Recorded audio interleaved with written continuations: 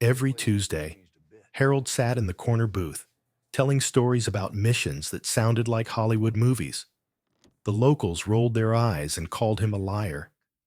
But when enemy forces invaded their quiet town, those impossible stories became their only hope for survival. This story begins in Millfield, a picturesque small town nestled in the rolling hills of Montana. With a population of just 1,200 souls and no serious crime record for over 50 years. The town was the kind of place where neighbors knew each other's names.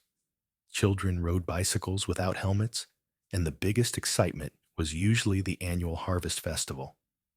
Harold Murphy, 73 years old, was a fixture in this peaceful community. An elderly man who came to the town's only restaurant, Maple Diner, every morning at exactly 7:30 a.m. and sat at his designated corner table.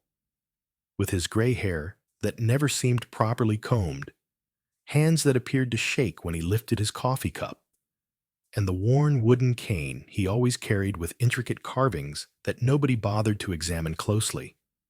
He looked like the quintessential harmless retiree. The diner itself was a throwback to the 1950s, with red vinyl booths, black and white checkered floors, and a jukebox in the corner that still played songs from decades past. The walls were decorated with local high school football team photos, faded newspaper clippings of town events, and vintage advertisements for products that no longer existed. It was the kind of establishment where coffee was always fresh, pie was always homemade, and gossip traveled faster than wildfire. But Harold had one peculiarity that set him apart from the other regular customers who frequented the establishment. Every Tuesday morning, while methodically sipping his black coffee from the same chipped white mug that Betty the waitress always saved for him, he would launch into incredible war stories that seemed to defy the laws of physics and probability. Taking down an enemy outpost single-handedly, with nothing but a knife in his wits. Eliminating an entire 20-man enemy unit during a nighttime raid in hostile territory. Escaping by jumping from a bombed bridge while enemy bullets whizzed past his head. Surviving for 2 weeks in enemy territory with no supplies or backup. These stories were so fantastical, so filled with death-defying stunts and impossible odds, that the townspeople started calling him Liar Harold behind his back, though never to his weathered face. "There he goes again," Betty Morrison would whisper to other customers when Harold started his weekly storytelling session. Betty was a 45-year-old divorced mother of two who had been working at the diner for almost 20 years, and she had heard every variation of Harold's tales multiple times. And he tells them with such a straight face, like he actually believes this stuff happened to him. Young Tom Parker, the 28-year-old owner of the town's only general store and gas station, was one of Harold's most vocal critics. Tom had inherited the business from his father and prided himself on being a practical, no-nonsense kind of guy who dealt in facts, not fantasy. "Uncle Harold," he would say, with barely concealed amusement, "are these stories from some old action movies you've been watching? Because things like this don't happen in real life, especially not to guys who can barely walk to the mailbox without getting winded." This would inevitably cause other customers to burst into barely suppressed laughter, shaking their heads at the old man's obvious delusions of grandeur. Even Sheriff Mike Bradley, when he stopped by for his morning coffee and donuts, would roll his eyes good-naturedly whenever Harold launched into another tale of military heroics. Harold seemed completely unbothered by these reactions, as if he were immune to their skepticism and mockery. He would just smile that enigmatic smile of his, finish his coffee with deliberate slowness, leave exact change plus a modest tip on the table, and head home to his small house on Elm Street. What nobody in Millfield knew was that Harold's modest two-bedroom house contained a basement that would have made a military museum curator weep with envy. Behind a false wall that appeared to be nothing more than a storage area for old paint cans and garden tools lay a room filled with medals, commendations, classified documents, photographs with faces blacked out for security reasons, and enough military hardware to supply a small army unit. That particular Tuesday in October started exactly like all the others had for the past 15 years since Harold had moved to Millfield. The autumn leaves were painting the town in brilliant shades of red, orange, and gold, and there was that crisp bite in the air that promised winter wasn't far behind. Harold was sitting at his usual corner table, positioned perfectly so he could see both the front door and the kitchen.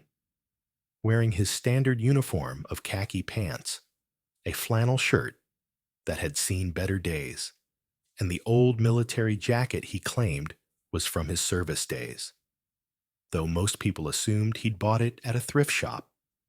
He was in the middle of regaling his small audience with a particularly elaborate story about a mission in Vietnam, where he had allegedly infiltrated a heavily fortified enemy compound to rescue captured American soldiers.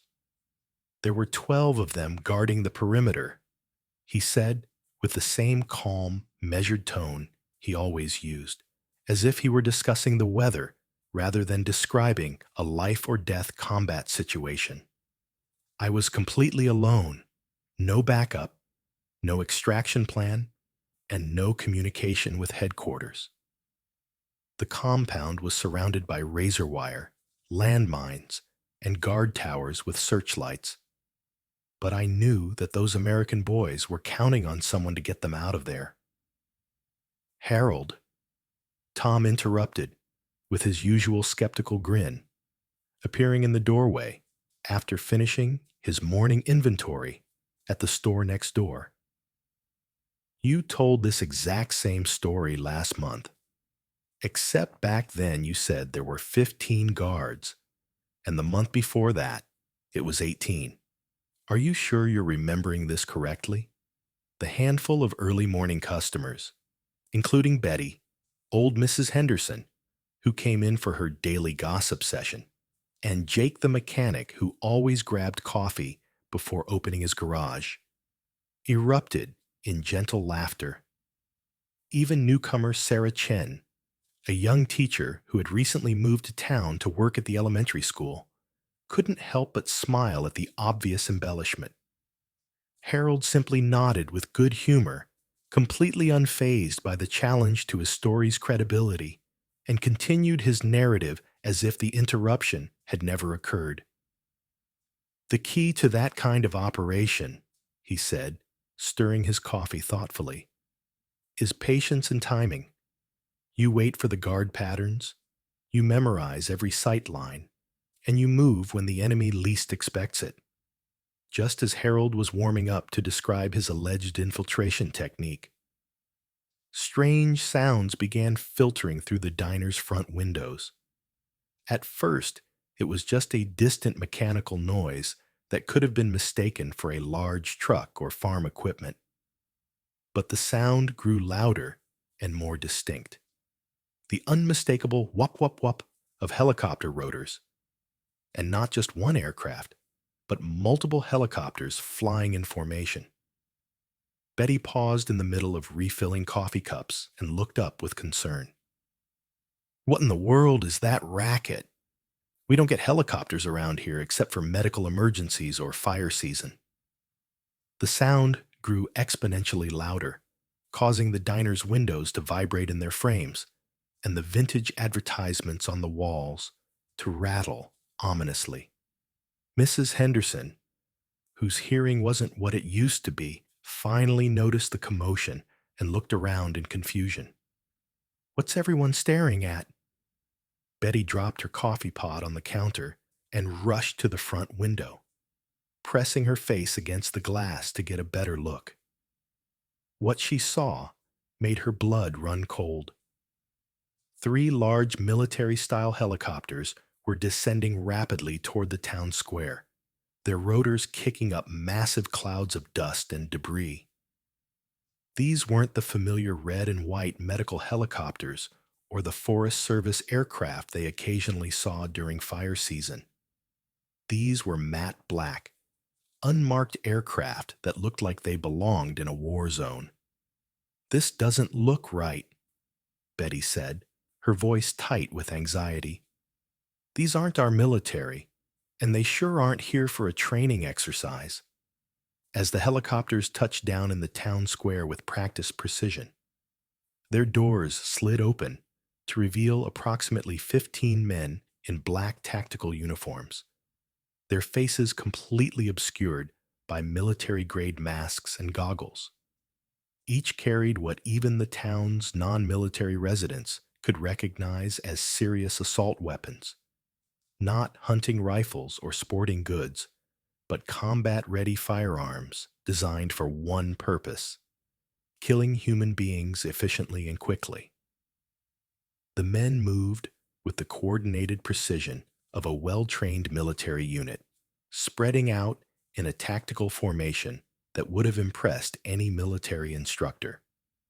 Some headed toward the town hall, others toward the school, and a squad of 5 armed men marched directly toward the Maple Diner with purposeful, intimidating strides. "Oh my God," whispered Sarah Chen, the young teacher, as she watched the armed figures approaching. "Are we being invaded? Is this some kind of terrorist attack?" Tom Parker, who had been skeptical about everything from Harold's war stories to the possibility of anything exciting ever happening in Millfield, found himself face to face with a situation that was far beyond anything he had ever imagined or prepared for. "This has got to be some kind of mistake," he said, but his voice lacked conviction. "Maybe they're lost, or this is some kind of training exercise." The 5 black uniformed figures reached the diner's front door and didn't bother to knock or announce their presence. Instead, the lead operative delivered a devastating kick that sent the door flying open with such force that it slammed against the interior wall, causing the bell above the door to ring frantically and several framed photographs to crash to the floor. "Everyone on the ground immediately," the leader shouted in heavily accented English that was unmistakably Russian. His voice was amplified and distorted by some kind of electronic device, making him sound more machine than human. "This town is now under military occupation. Anyone who resists will be eliminated." The diner's patrons reacted with the predictable panic of civilians who had never experienced anything more dangerous than a thunderstorm. Mrs. Henderson screamed and nearly fell out of her booth. Sarah Chen dropped to the floor immediately with her hands over her head. Jake the mechanic looked around wildly as if seeking an escape route, and Tom Parker stood frozen in place like a deer caught in headlights. Betty Morrison, despite her terror, showed the kind of protective instinct that came from being a mother. She positioned herself between the armed intruders and Sarah, the youngest person in the establishment, and slowly raised her hands to show she wasn't a threat. But Harold Murphy remained exactly where he was, sitting calmly in his corner booth with his coffee cup halfway to his lips, as if armed foreign soldiers bursting into small-town diners was an everyday occurrence that barely warranted his attention. "Grandfather!" the Russian accented leader barked, turning his weapon directly toward Harold. "You too! On the ground now, or we will shoot." Harold carefully set down his coffee cup, the slight tremor in his hands that everyone had always attributed to age, suddenly and mysteriously absent. When he looked up at the masked gunman, his pale blue eyes held something that none of the townspeople had ever seen before: a cold, calculating intelligence that seemed to be rapidly assessing threats angles, distances, and tactical opportunities. "Excuse me, gentlemen," Harold said, in a voice that had subtly but dramatically changed. Gone was the slightly querulous tone of an elderly retiree. In its place was something altogether more commanding and dangerous. "Before we proceed, might I ask what country you represent and under what authority you're occupying American soil?" The question hung in the air like a challenge. The Russian leader seemed taken aback by Harold's composure and the professional manner in which he had posed what was essentially a military intelligence query. "Shut your mouth, old fool," the leader snarled. "You ask no questions. You follow orders or you die." Harold nodded thoughtfully, as if the threat of immediate death was merely an interesting piece of information to be filed away for future reference. Then he smiled, and that smile sent a chill down the spine of everyone in the room, including the armed intruders.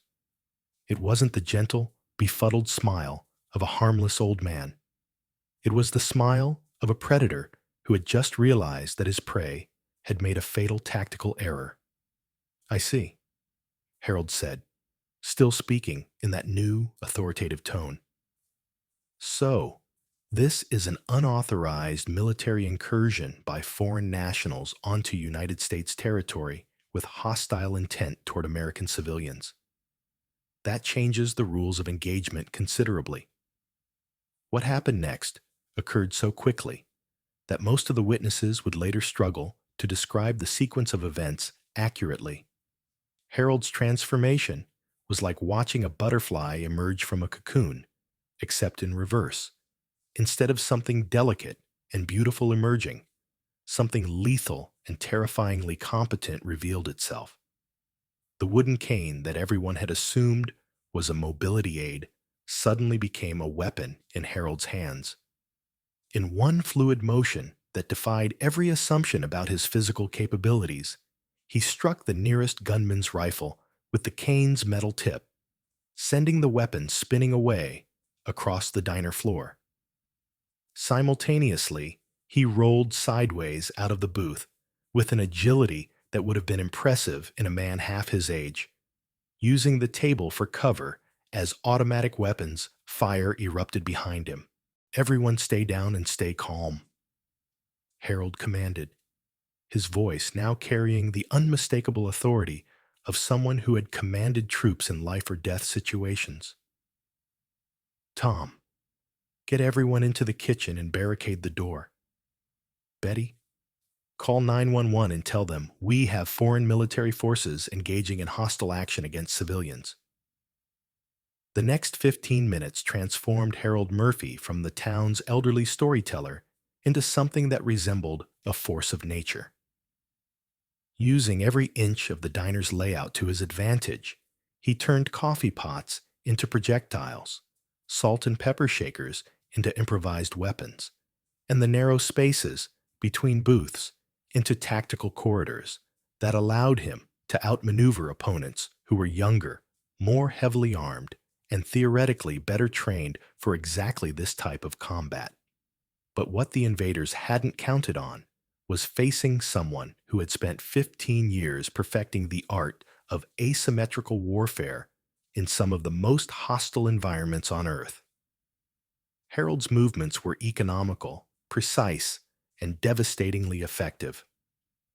He struck pressure points that dropped grown men instantly, used leverage to turn superior strength against itself, and demonstrated a spatial awareness that allowed him to track multiple opponents while maintaining perfect situational awareness.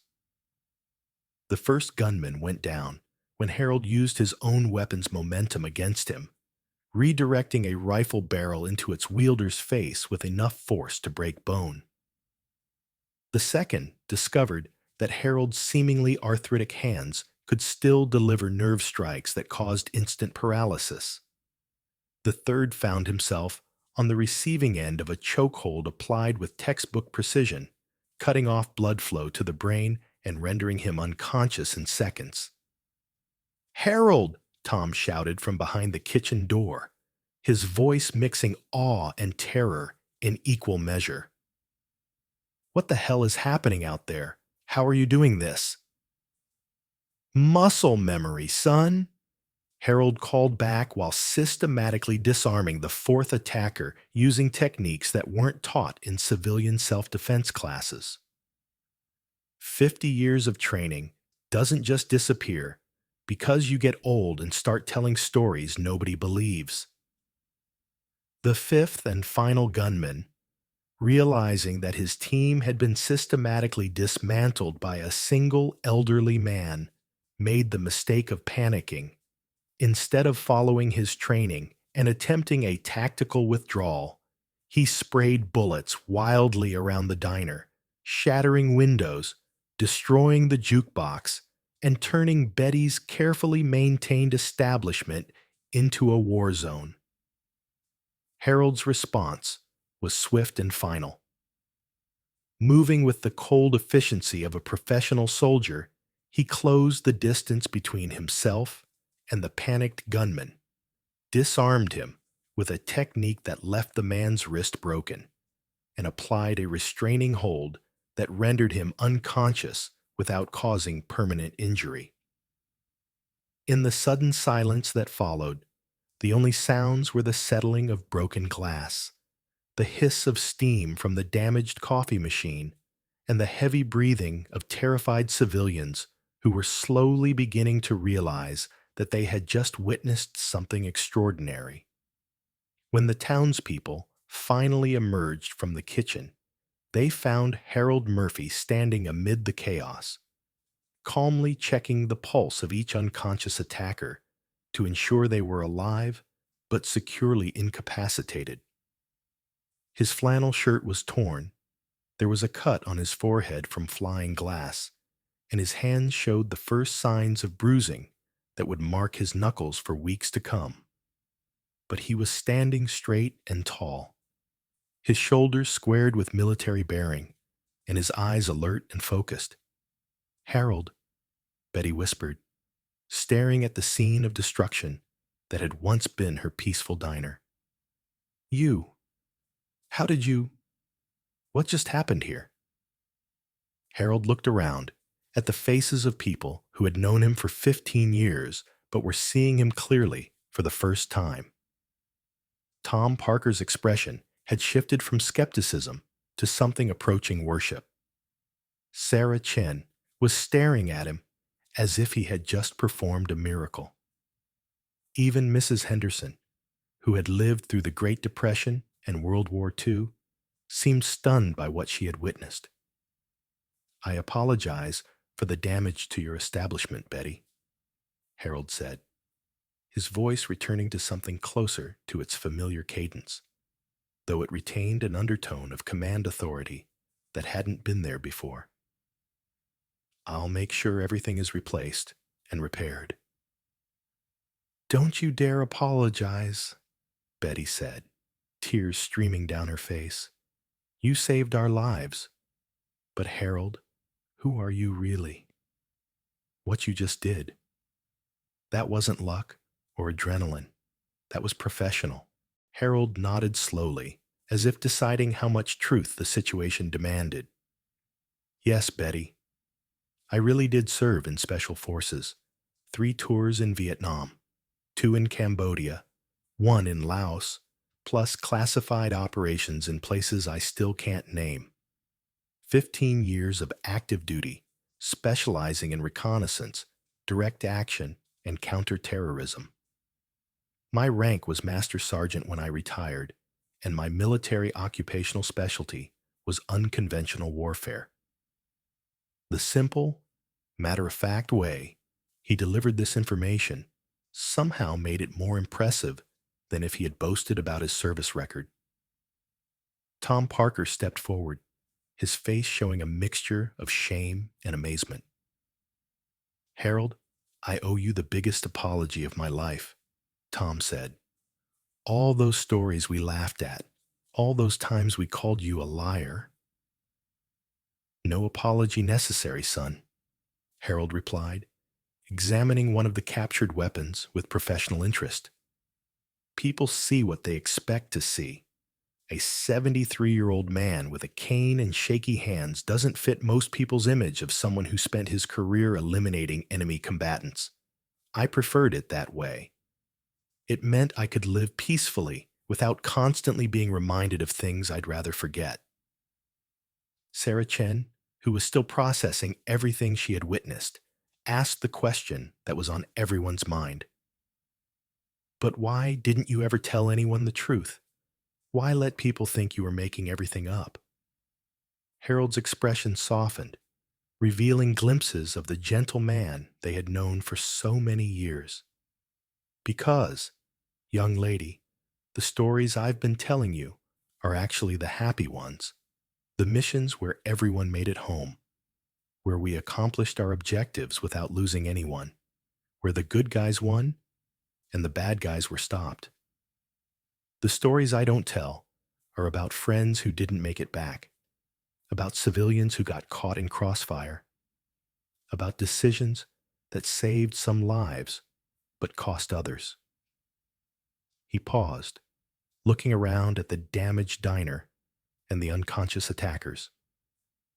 I came to Millfield because I wanted to be someone other than Master Sergeant Harold Murphy, the man who killed people for his country.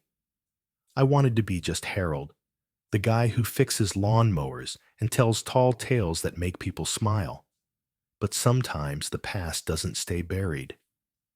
Outside, the sound of approaching sirens indicated that Betty's 911 call had been successful. Sheriff Bradley's voice could be heard coordinating with what sounded like state police and possibly federal agents. Harold's one-man battle had apparently been noticed by authorities far beyond Millfield's small police force. "Harold," Sheriff Bradley called out as he entered the destroyed diner with his weapon drawn. "Are you all right in here? We got reports of automatic weapons fire, and—" He stopped mid-sentence, staring at the scene of unconscious attackers and minimal civilian casualties. What in the Sam Hill happened here? Foreign military forces conducted an unauthorized invasion of American soil with hostile intent toward civilians, Harold reported in the crisp, precise language of a military after-action report. I neutralized the immediate threat and secured 5 prisoners for interrogation. All civilians are unharmed, and enemy weapons have been secured. Sheriff Bradley, who had known Harold as a harmless old-timer for 15 years, looked like he was struggling to process this information. "Harold, did you just say you neutralized foreign military forces? By yourself?" "Yes, sir." Though I should mention that these 5 individuals were probably just the advance team.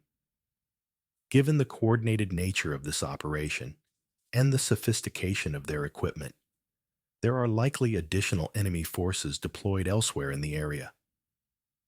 I'd recommend establishing a perimeter and conducting a thorough sweep of the town. As if summoned by Harold's assessment, additional law enforcement vehicles began arriving outside. State police, FBI agents, and what appeared to be military personnel in unmarked vehicles were converging on Millfield with the kind of rapid response that suggested this incident was part of something much larger than a simple small-town crisis.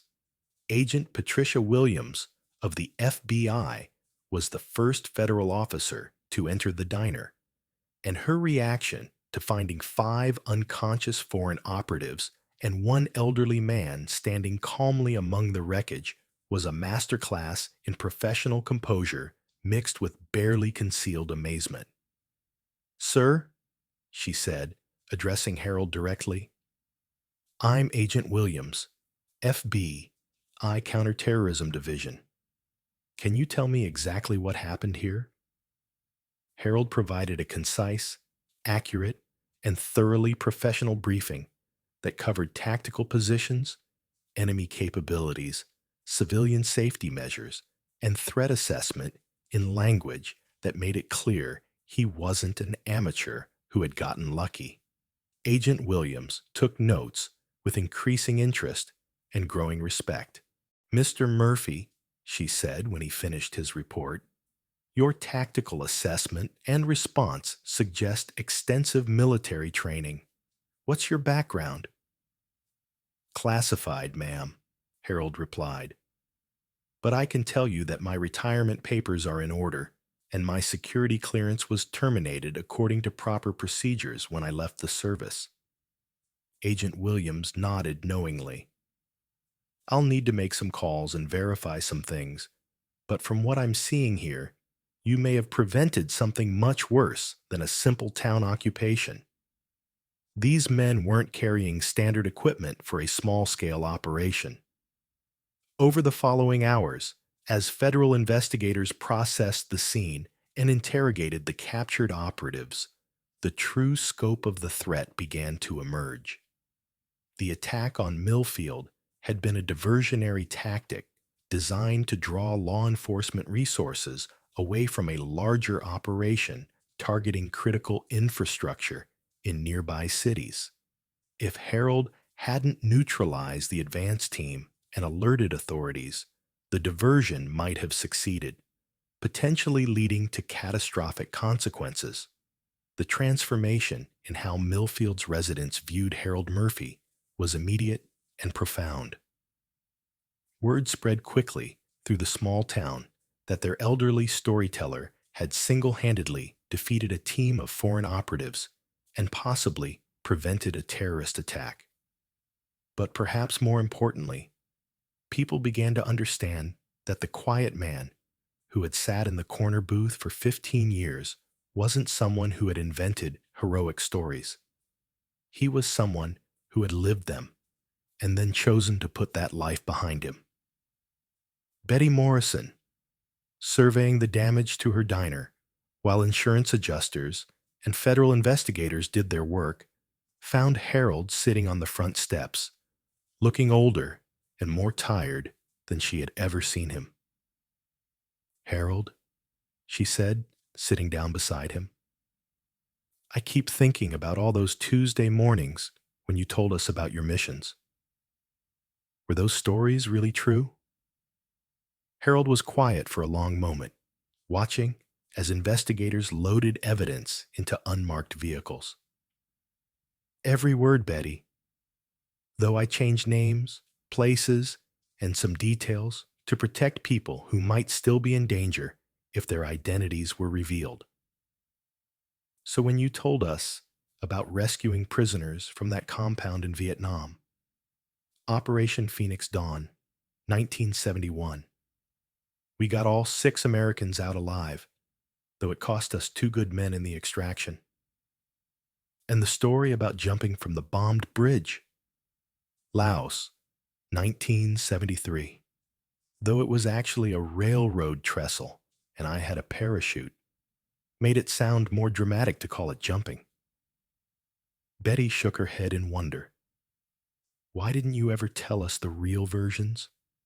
Why let us think you were just a lonely old man making up stories for attention?" Harold's smile was sad, but genuine. "Because, Betty, the real versions would have given you nightmares. The stories I told were the ones where everyone lived happily ever after. The ones I kept to myself were about the times when that didn't happen." Later that evening, after the federal agents had departed with their prisoners, and the town had begun to return to something resembling normal, Harold found himself back in his house on Elm Street. For the first time in 15 years, he opened the hidden door to his basement and looked at the photographs, medals, and commendations he had kept locked away. There was a picture of him with his unit in Vietnam, young men with serious faces, most of whom hadn't made it home. There was his Bronze Star, his Purple Heart, his Combat Infantry Badge, and a dozen other decorations that most civilians would never understand the significance of.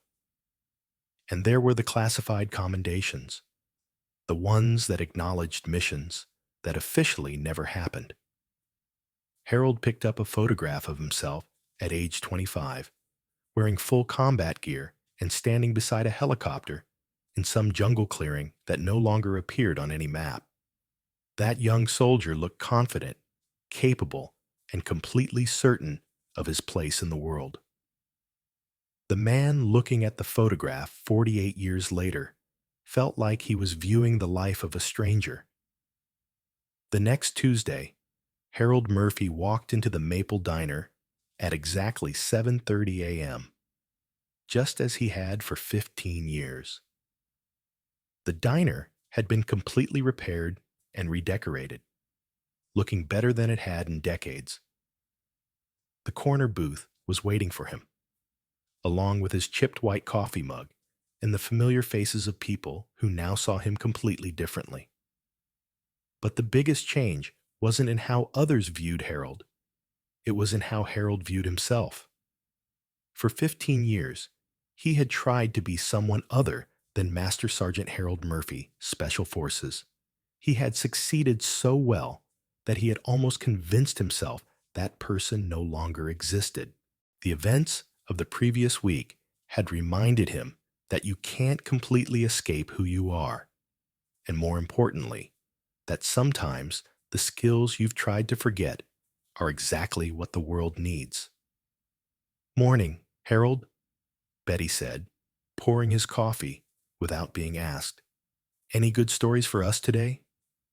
Harold looked around at the faces of people who had become his family, people who now knew the truth about his past and accepted him not despite it, but because of it. "Well," he said, with a smile that combined the gentleness they remembered with the strength they had witnessed. "There was this mission in Cambodia back in 1972. We were supposed to gather intelligence on enemy supply routes, but things got complicated when we discovered they were holding American POWs. And for the first time in 15 years, Harold Murphy told a completely true story about Master Sergeant Harold Murphy. The only difference was that now, nobody laughed and everybody believed.